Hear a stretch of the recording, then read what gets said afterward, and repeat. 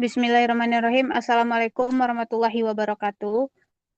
Puji syukur kita ucapkan kehadirat Allah Subhanahu wa Ta'ala yang telah melimpahkan rahmat dan karunia-Nya kepada kita semua, sehingga kita masih bisa melaksanakan Zoom untuk kelompok kita.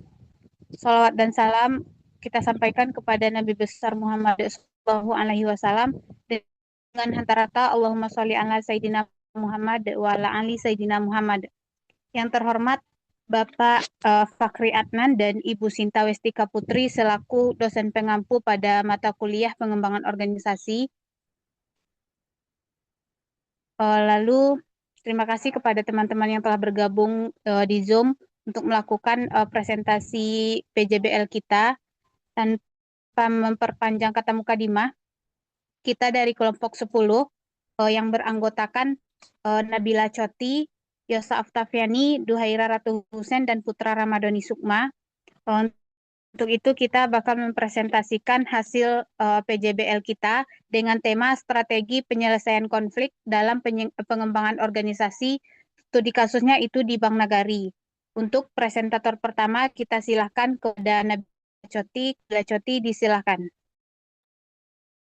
Terima kasih moderator. Saya akan memaparkan materi latar belakang. Pengembangan organisasi merupakan kebutuhan strategis bagi setiap lembaga yang ingin mampu beradaptasi dengan perubahan lingkungan kerja yang semakin dinamis, kompetitif, dan menuntut efektivitas tinggi. Menurut Fritz dan Bell, pengembangan organisasi adalah proses terencana yang bertujuan meningkatkan efektivitas organisasi melalui perubahan perilaku, budaya kerja, dan sistem internal. Pada sektor perbankan, dinamika bisnis yang cepat, digitalisasi layanan, serta peningkatan standar pelayanan menuntut organisasi untuk terus memperbaiki proses kerja dan kualitas sumber daya manusia. Sebagai lembaga keuangan daerah yang memiliki peran strategis di Sumatera Barat, Bank Nagari merupakan organisasi dengan struktur kompleks dan kebutuhan koordinasi tinggi antar unit kerja. Tingginya intensitas pekerjaan, tuntutan pelayanan profesional, serta adanya kebijakan dan sistem baru berpotensi menimbulkan ketegangan kerja, baik secara horizontal antar pegawai maupun vertikal, atasan bawahan. Konflik yang muncul umumnya berupa perbedaan pendapat, dinamika komunikasi, perbedaan pemahaman terhadap instruksi, hingga resistensi terhadap kebijakan baru seperti perubahan sistem penilaian kinerja atau penyesuaian prosedur kerja. Hal ini sejalan dengan pendapat Hasibuan yang menegaskan bahwa perubahan organisasi yang menyentuh zona nyaman pegawai sering menimbulkan resistensi. Adapun rumus masalah yaitu yang pertama, apa saja bentuk konflik yang terjadi dalam lingkungan kerja Bank Nagari dalam proses pengembangan organisasi. Yang kedua, bagaimana strategi dan mekanisme yang diterapkan Bank Nagari dalam mengelola serta menyelesaikan konflik di lingkungan organisasi. Berdasarkan rumus masalah di atas, maka tujuan penelitian yaitu yang pertama, mengidentifikasi bentuk-bentuk konflik yang terjadi dalam lingkungan kerja Bank Nagari dalam pengembangan organisasi. Yang kedua, menggambarkan strategi dan mekanisme penyelesaian konflik yang diterapkan oleh Bank Nagari dalam menyelesaikan konflik di lingkungan organisasi. Manfaat penelitian yaitu yang pertama, manfaat teoritis. Sebagai kontribusi terhadap pengembangan literatur mengenai manajemen konflik dan pengembangan organisasi, khususnya di sektor perbankan daerah. Yang kedua, manfaat praktis. Sebagai bahan evaluasi bagi Bank Nagari dalam meningkatkan efektivitas strategi pengelolaan konflik yang diterapkan. Adapun landasan teori yang pertama, konflik dalam organisasi. Pada hakikatnya, konflik merupakan suatu pertarungan menang kalah antara kelompok atau perorangan yang berbeda kepentingannya satu sama lain dalam organisasi. Atau dengan kata lain, konflik adalah segala macam interaksi, pertentangan atau antagonistik antara dua atau lebih pihak. Pertentangan kepentingan ini berbeda dalam intensitasnya tergantung pada sarana yang dipakai. Masing-masing ingin membela nilai-nilai yang telah mereka anggap benar dan memaksa pihak lain untuk mengakui nilai-nilai tersebut baik secara halus maupun keras. Konflik juga memiliki persepsi masing-masing, seperti konflik disfungsional Memiliki ciri-ciri seperti mengalihkan energi dan waktu, menghancurkan semangat, mendatangkan stres, memperburuk masalah, dan komunikasi, mempolarisasikan individu dan kelompok.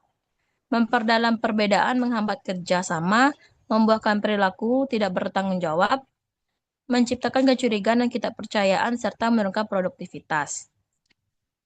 Di sisi lain, terdapat konflik fungsional yang memiliki nilai positif dan kreatif, seperti membuka isu atau masalah dengan cara dihadapi, memperjelas isu atau masalah, mengembangkan kualitas pemecahan masalah, meningkatkan keterlibatan, memberikan kespontanan dalam berkomunikasi, memacu pertumbuhan, memperkuat hubungan, membantu meningkatkan produktivitas, mengenalkan aturan baru, memodifikasi sasaran, menimbulkan kompetisi, dan memahami posisi masing-masing. B. Macam-macam bentuk konflik. Yang pertama ada konflik intrapersonal. Konflik intrapersonal terjadi ketika ada ketidaksesuaian antara perilaku, nilai atau hubungan dengan harapan seseorang. Konflik ini bisa muncul akibat frustasi, konflik tujuan, serta konflik peran dan ambiguitas. Yang kedua, konflik interpersonal. Yaitu konflik ini merupakan masalah serius karena memengaruhi emosi. Seseorang berusaha melindungi citra dan harga dirinya dari pihak lain. Sekian paparan materi saya kembalikan kepada moderator.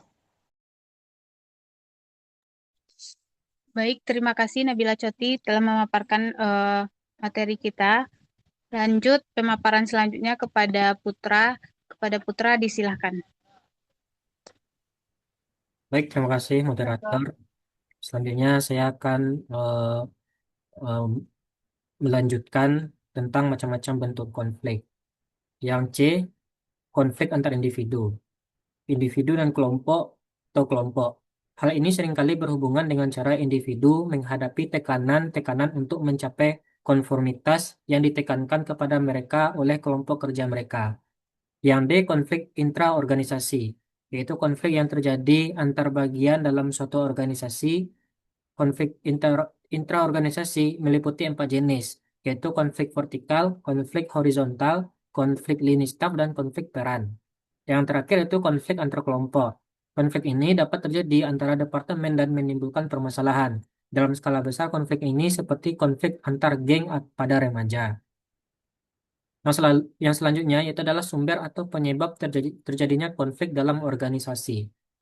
Literal dalam Lemintang tahun 2015 mengemukakan 4 penyebab konflik organisasional, yaitu situasi di mana tujuan-tujuan tidak sesuai, keberadaan peralatan-peralatan yang tidak sesuai, suatu masalah ketidaktepatan status, dan perbedaan persepsi. Sumber-sumber konflik organisasional ini sebagian besar merupakan hasil dinamika interaksi individual dan kelompok serta proses-proses psikologis. Selanjutnya, banyak penyebab terjadinya konflik di dalam suatu organisasi, menurut Jones dan Sachs Campaux dalam TASWAN 2021. Tetapi penyebab utamanya adalah sebagai berikut. Yang pertama, identifikasi kelompok dan bias antar kelompok. Identifikasi terhadap kelompok tertentu atau sekelompok orang bisa membuka panggung terjadinya konflik dalam organisasi. Selanjutnya itu interdependensi. Ketika individu atau subunit tergantung satu sama lain untuk mencapai tujuannya, potensi konflik itu terjadi. Selanjutnya yaitu tergantung pada sumber daya. Tergantung pada sumber daya yang terbatas merupakan sumber konflik laten dalam organisasi. Individu dan kelompok sering mendapati dirinya tergantung pada sumber daya atau fasilitas yang sama dan terbatas. Selanjutnya itu aturan, kebijakan, dan prosedur. Organisasi memiliki banyak aturan, prosedur, dan kebijakan untuk membantu pembuatan keputusan mengenai peristiwa rekrutmen. Selanjutnya, diferensiasi organisasi. Diferensiasi organisasi itu menghasilkan kelompok dan unit kerja dengan sasaran, wawasan waktu, pandangan dunia, dan bahasa yang berbeda. Lalu hambatan komunikasi. Jika individu atau kelompok jarang berinteraksi, kesalahpahaman bisa berkembang di antara kelompok. Tipe konflik laten ini umum dalam organisasi dengan pekerjaan shift. Selanjutnya itu batas wewenang yang tidak jelas.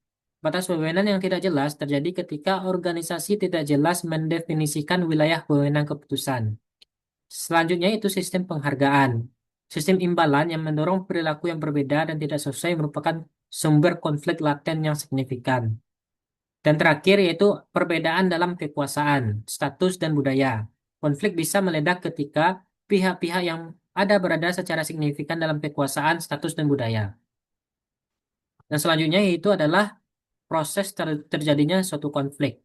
Robbins dalam Andani 2022 membagi konflik terjadi 5 tahap antara lain. Satu, oposisi atau ketidakcocokan potensial. Tahap konflik berawal dari komunikasi antar seseorang. Dalam proses ini tidak langsung menuju konflik, tetapi kondisi yang akan menciptakan konflik itu sendiri. Yang kedua, kognisi dan personalia. Tahap ini mengkoordinasikan di tahap pertama yang mana mempengaruhi secara negatif. Kondisi ini lebih mendorong ke konflik apabila satu tahap mempengaruhi. Selanjutnya itu adalah maksud. Tahap ini berada pada persepsi dan emosi seseorang dan perilaku seseorang secara terang-terangan. Tahap maksud merupakan keputusan untuk bertindak dengan satu cara tertentu. Yang keempat, perilaku konflik ini secara nyata untuk melaksanakan maksud setiap pihak. Tetapi perilaku-perilaku ini memiliki rangsangan yang terpisah dari maksud tertentu. Yang kelima, tahap hasil. Tahap hasil dapat fungsional, artinya konflik itu menghasilkan sesuatu perbaikan kerja kelompok, atau disfungsional dalam arti merintangi kerja kelompok. Yang selanjutnya itu adalah dampak terjadinya konflik di dalam organisasi. Konflik dapat berdampak positif dan negatif, yang rinciannya adalah sebagai berikut. Dampak positif konflik. Menurut Wijono dalam Vientati 2024, bila upaya penanganan dan pengelolaan konflik dapat dilakukan secara efisien dan efektif, maka dampak positif akan muncul melalui perilaku yang ditampakkan oleh karyawan sebagai sumber daya manusia potensial, dengan berbagai akibat seperti: satu, meningkatnya ketertiban dan kedisiplinan dalam menggunakan waktu bekerja. Dua, meningkatnya hubungan kerjasama yang produktif. Tiga, meningkatnya motivasi kerja. Empat, semakin berkurangnya tekanan-tekanan, intrik-intrik yang dapat membuat stres bahkan produktivitas kerja semakin meningkat. Dan lima, banyaknya karyawan yang dapat mengembangkan karirnya sesuai dengan potensinya. Mungkin sekian yang dapat saya sampaikan. Saya kembalikan kepada moderator. Baik, terima kasih kepada Putra yang telah memaparkan. Selanjutnya, pemaparan selanjutnya akan dipaparkan oleh Duhaira Ratu Husen. Kepada Duhaira, dipersilakan. Baik, terima kasih kepada moderator. Di sini saya akan melanjutkan pembahasan yang telah disampaikan oleh rekan saya tadi. Adapun pembahasan tersebut sebagai berikut. Yang dua, dampak negatif konflik. Adapun dampak negatif konflik menurut Wijono dalam Vientianti pada tahun 2024 sesungguhnya disebabkan oleh kurangnya efektif dalam pengelolaannya, yaitu ada kecenderungan untuk membiarkan konflik tumbuh subur dan menghindari terjadinya konflik. Tentunya berakibat muncul keadaan-keadaan yang sebagai berikut. Yang pertama, tentunya meningkatkan jumlah absensi karyawan dan seringnya karyawan tersebut mangkir pada waktu jam-jam kerja berlangsung. Kemudian banyak karyawan yang mengeluh dikarenakan sikap atau perilaku rekan kerjanya yang dirasakan kurang adil dalam membagi tugas dan tanggung jawab di pekerjaan. Kemudian banyak karyawan yang sakit-sakitan, kemudian sulit untuk konsentrasi dalam pekerjaannya, sehingga memunculkan perasaan-perasaan yang kurang aman, kemudian merasa tertolak oleh teman ataupun atasan. Kemudian seringnya karyawan tersebut melakukan yang namanya mekanisme pertahanan diri apabila memperoleh teguran dari atasan. Kemudian meningkatkan kecenderungan karyawan yang keluar masuk dan ini bisa disebut sebagai labor turnover. Kemudian manajemen resolusi konflik dalam organisasi. Tentunya manajemen konflik didefinisikan sebagai sebuah serangkaian aksi dan reaksi antara seorang pelaku maupun pihak luar dalam suatu konflik. Nah, manajemen konflik juga termasuk pada suatu pendekatan yang mana berorientasi pada suatu proses yang mana mengarahkan pada bentuk komunikasi, yakni termasuk tingkat tingkah laku, kemudian dari pelaku maupun pihak luar, dan bagaimana tentunya mereka mempengaruhi kepentingan atau interest dan interpretasi. Tentunya bagi pihak luar atau di luar yang berkonflik, sebagai pihak ketiga, yang mana diperlukannya adalah sebuah informasi yang akurat tentang bagaimana situasi konflik tersebut. Tentunya hal ini dikarenakan komunikasi efektif di antara pelaku dapat terjadi jika kepercayaan terhadap pihak ketiga. Adapun teknik-teknik manajemen resolusi konflik menurut Kaswan pada tahun 2021 meliputi seperti yang pertama adanya pemecahan masalah atau konfrontasi, di mana tentunya pertemuan tatap muka ini terlibat antara pihak-pihak yang berkonflik dengan tujuan untuk mengidentifikasi masalah dan menyelesaikannya melalui sebuah diskusi terbuka. Kemudian yang kedua adanya sasaran yang lebih tinggi, di mana menciptakan sasaran bersama yang tidak dapat dicapai tanpa kerjasama dari pihak-pihak yang bertikai. Selanjutnya yang ketiga adanya memperluas sumber daya. Nah, tentunya ini ketika konflik disebabkan oleh kelangkaan sumber daya, tentunya diharapkan untuk memperluas yang namanya sumber daya agar dapat menciptakan solusi yang saling menguntungkan. Kemudian yang keempat menghindar. Tentunya menghindar ini dalam artian yakni menarik diri dari konflik atau memindahkan pihak yang berkonflik ke eh, lokasi yang lain. Kemudian melancarkan atau melicinkan. Nah, tentunya mengecilkan perbedaan dan menekankan kepentingan bersama. Kemudian adanya kompromi di mana setiap pihak yang berkonflik tentunya harus mengorbankan sesuatu yang berharga yang ada dalam kehidupannya. Kemudian perintah yang otoriter atau memaksa, di mana manajemen tentunya menggunakan yang namanya otoritas formal yang bertujuan untuk menyelesaikan konflik dan mengomunikasikan keinginan tersebut.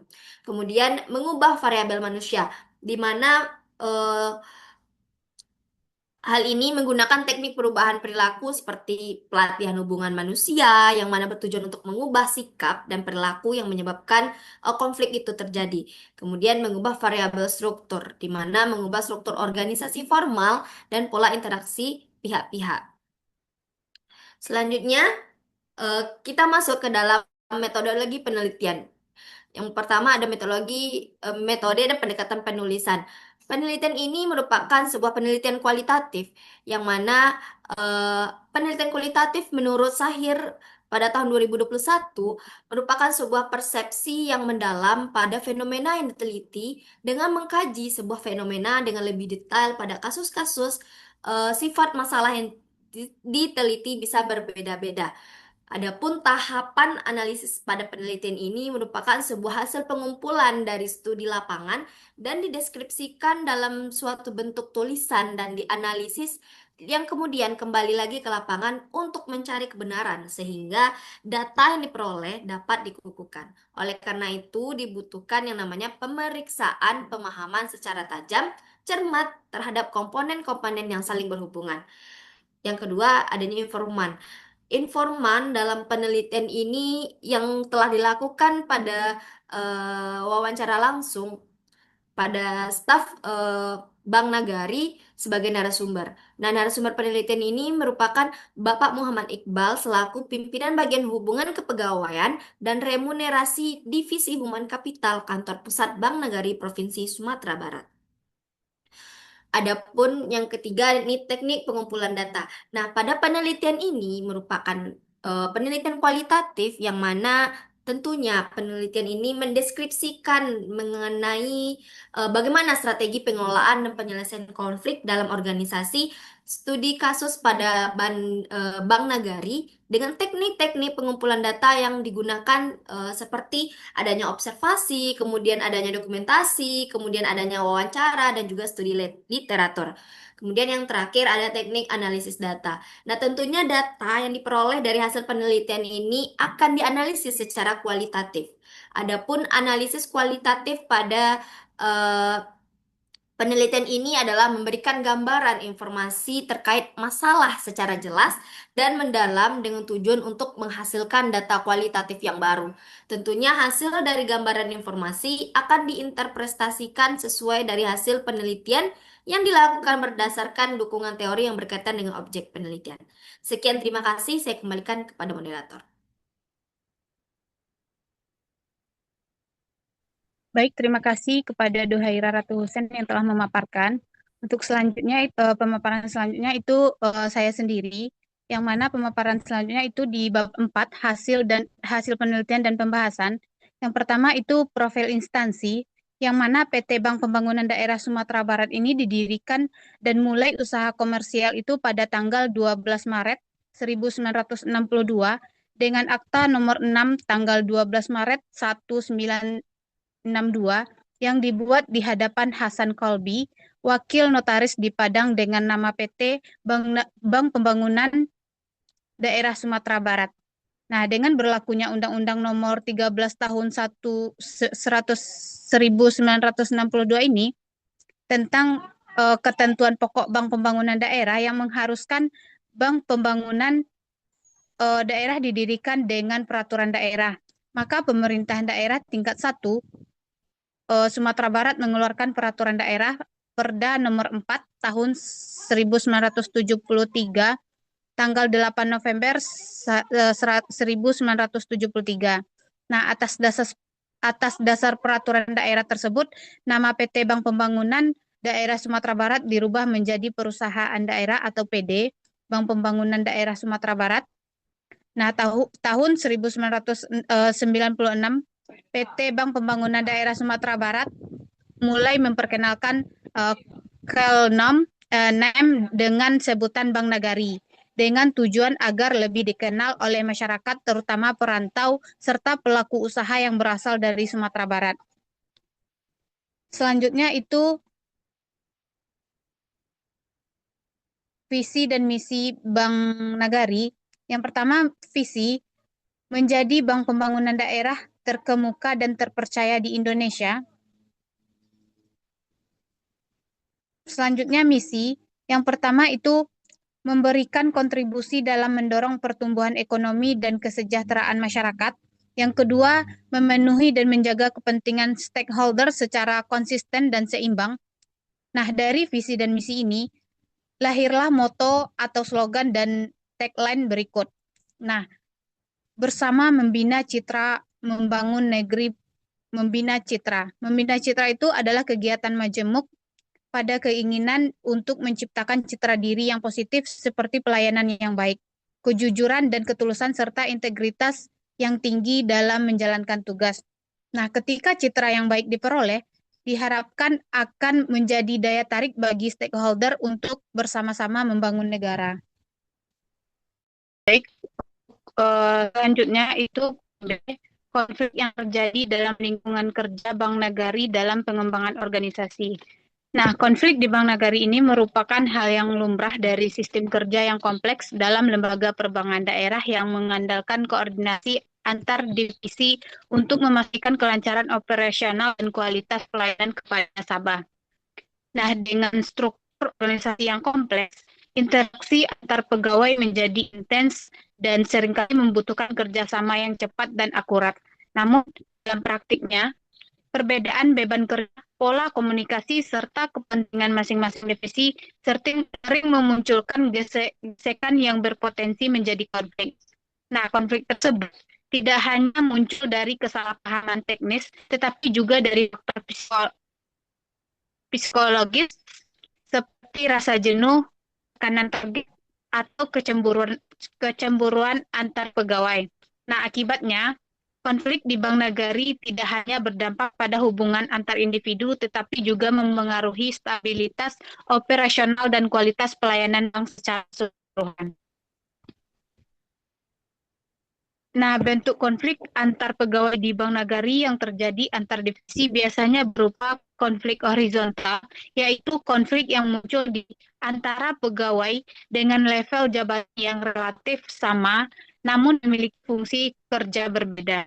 Misalnya konflik antara divisi kredit dan mikro bank dengan divisi keuangan dan informasi keterkaitan terkait penagihan dan arus kas, atau konflik antara divisi audit internal dengan umum mengenai beban administrasi.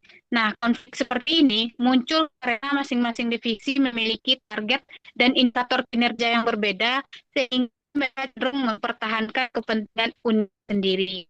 Nah, ketika terjadinya kesalahan kecil ini, pegawai satu divisi dapat merasa divisi lain tidak menjalankan tugasnya dengan optimal, sehingga muncul saling menyalahkan.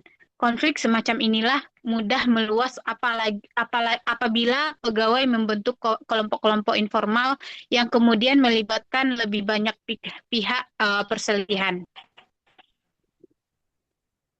Nah, selanjutnya itu yang ketiga atau C, strategi dan mekanisme yang diterapkan Bank Nagari dalam mengelola serta menyelesaikan konflik di lingkungan organisasi. Nah, pengelolaan konflik di lingkungan kerja merupakan aspek penting juga dalam menjaga stabilitas organisasi, terutama pada lembaga jasa keuangan seperti Bank Nagari yang sangat bergantung pada koordinasi, akurasi hubungan interpersonal yang kondusif. Nah, berdasarkan hasil wawancara yang telah kita wawancarai, terlihat bahwa Nagari menerapkan model manajemen konflik yang bersifat komprehensif, mencangkup pencegahan, penanganan, dan pemulihan hubungan. Nah, pendekatan tersebut memudahkan nilai budaya organisasi, aktivitas kebersamaan, komunikasi interpersonal, serta produser formal terstruktur.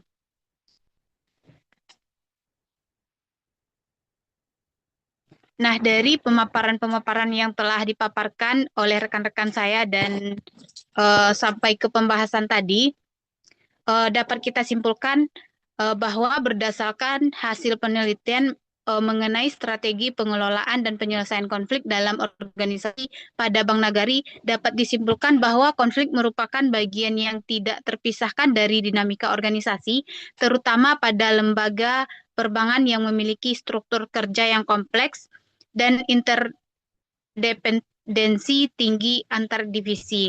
Nah, konflik yang muncul umumnya bersifat horizontal maupun interpersonal, berupa perbedaan persepsi, tekanan kerja, ketidaksesuaian ritme penyelesaian tugas, serta resistensi pegawai terhadap perubahan kebijakan organisasi. Nah, meskipun demikian, konflik yang terjadi tidak bersifat destruktif dan tidak berdampak signifikan terhadap prestasi kerja pegawai karena telah dikelola melalui pendekatan manajerial yang efektif. Mungkin sekian presentasi dari PJBL dari kelompok 10. Mohon maaf atas kekurangan dan kesalahan. Saya akhiri. Assalamualaikum warahmatullahi wabarakatuh.